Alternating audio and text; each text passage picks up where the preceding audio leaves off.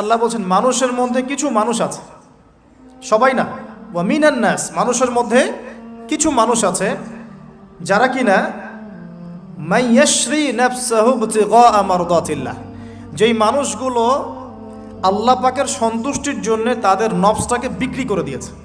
সুবহানাল্লাহ, চারটাখানি কথা না কিন্তু।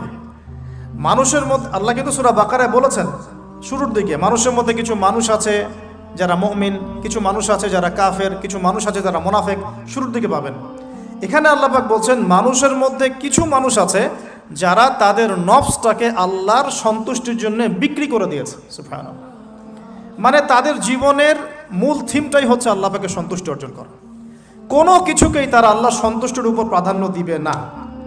যদি কোটি টাকার অফার আসে হারাম, সে সেটা রিজেক্ট করবে, আল্লাহ নারাজ হবে।